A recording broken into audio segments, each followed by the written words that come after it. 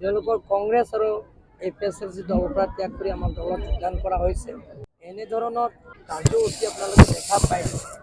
ৰাতিপুৱা 3টা বজাৰ পৰা যোগদান কাৰ্যসূচীটো আছে। মই আহোঁতেও কেইজনমান আমাৰ ভাৰতীয় জনতা পাৰ্টি সভা লিডাৰ্ছবিলাক তাত থৈ আহিছোঁ।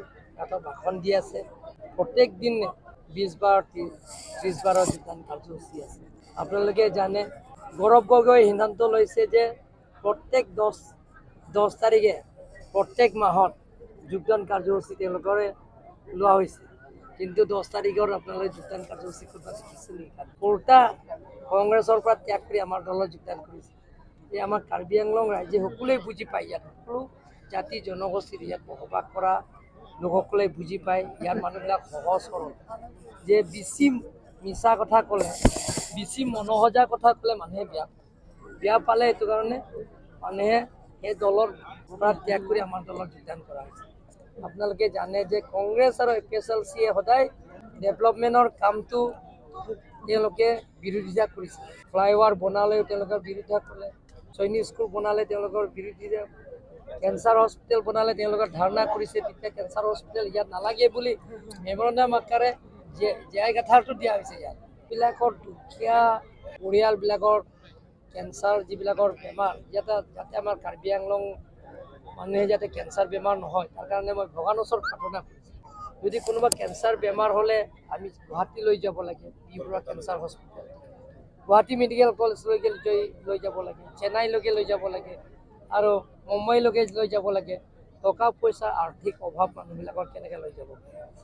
গতিকে এনেধৰণৰ বিৰোধিতা কৰা মানুহক ৰাইজে বুজি পায়। কাৰ্বি আংলং ৰাইজে সহজ সৰল মানুহ, সকলো জাতি জনগোষ্ঠী চিধা-চিধি মানুহ। সঁচা কথা ক'বলৈ ইয়াত মানুহে বেছি মিছা কথা ক'লে, মনোসজা কথাবিলাক কৈ থাকিলে মানুহে বেয়া পায়।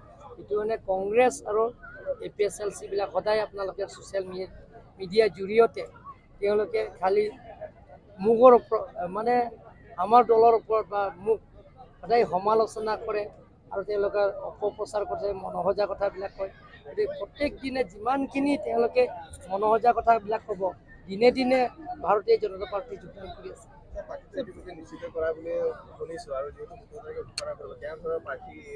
এতিয়ালৈকে আমি শুনা নাই।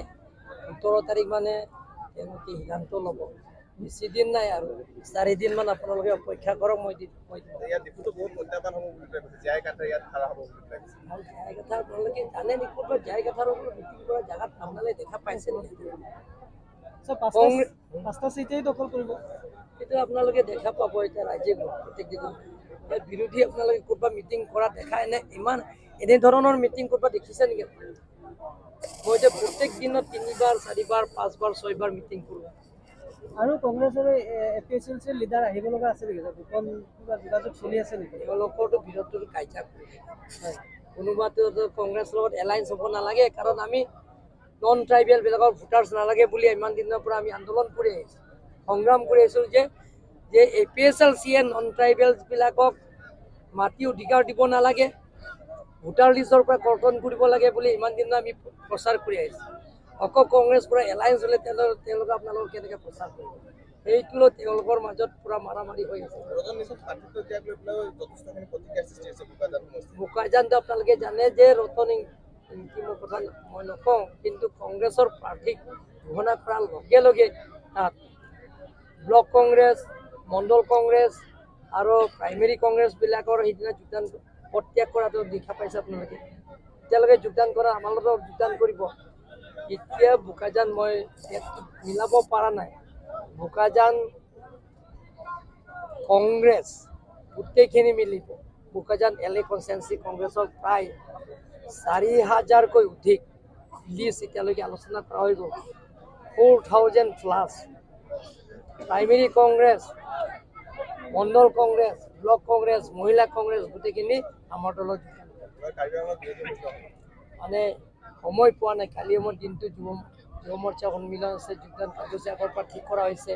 গতিকে মই সময় দিব পৰা নাই, কিন্তু মই 15 বা 16ৰ পিছত বোকাজান আপোনালোকে এটা ডাঙৰ ৰেলী এটা হ'ব। আৰু APSLC চেণ্ট্ৰেল কমিটি মেইন মানুহ আৰু ছেক্ৰেটাৰী তাৰ পৰা আৰম্ভ কৰি APSLC দলে তেওঁলোকে প্ৰায় সিহঁতৰো কৈছে যে আমি 6,000-7,000 মান আমি মানে প্ৰত্যাগ কৰি সেইদিনাই বিজেপি যোগদান কৰিব। কংগ্ৰেছ আৰু APSLC মিলি প্ৰায় 10,000 ওপৰত সেইদিনা যোগদান কাৰ্যসূচী আপোনালোকে সোনকালে স্যাৰ ৰংথাঙৰ পৰা আপুনি খেলিব বুলি আজিও চৰ্চা চলি আছে, কেনেকুৱা অনুভৱ?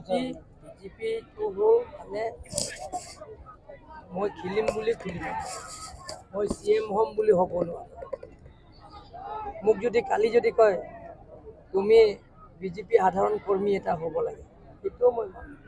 গতিকে হাইকমাণ্ড যি ডিচিশ্যন হ'ব এইটো মতে মই লাষ্ট ওৱান মোৰ কুৱেশ্যন ইতিমধ্যে কিয়নো কালি দিনটো যিটো মুখ্যমন্ত্ৰী আহিছে APSLCৰ কিছু যি ভদ্ৰ নেতা ইয়াত প্ৰতিবাদ কৰি থকা দেখা পোৱা গৈছে মুখ্যমন্ত্ৰীৰ তেওঁলোকৰতো খালি প্ৰতিবাদ কৰিলে তেওঁলোকৰ কিবা পাব নেকি? আৰু তেওঁলোকৰ প্ৰতিবাদ কৰিলে যে কামবিলাক নহ'ব সেইটো নহয়। যিমান প্ৰতিবাদ হ'ব ৰাইজৰ কাৰণে কাম কৰিব, যিমানে প্ৰতিবাদ কৰিব যিমানে ৰাস্তা বনাই থাকিম, যিমানখিনি প্ৰতিবাদ কৰিব আকৌ ফ্লাইঅভাৰ বনাই থাকিম। উচুকাই স্যাৰ কালিও ধৰ্ণা কাৰ্যসূচী ৰূপায়ণ কৰিছে যে নগৰ সমিতিসমূহৰ ৬৬ কোটি টকাৰ কেলেংকাৰী এটা হৈছে। তেওঁলোকক প্ৰমাণ দিব লাগিব, প্ৰমাণে দিব লাগে। মনোসজা কথাবিলাক কিয়? মইতো কংগ্ৰেছত তেওঁলোকৰ সদায় অপপ্ৰচাৰ কৰে যে কেতিয়াবা 1,000 কোটি টকা, 2,000 কোটি টকা, 5,000 কোটি টকা, 100 কোটি টকা, 200 কোটি টকা কেলেংকাৰী। প্ৰমাণটো দিব লাগে। যিটো মনত খোজা কথাবিলাক কি কৰে সেইটো কাৰণে প্ৰমাণ দিব লাগিব। তেওঁলোকৰ পেপাৰৰ নহয়, প্ৰমাণটো দিব লাগে।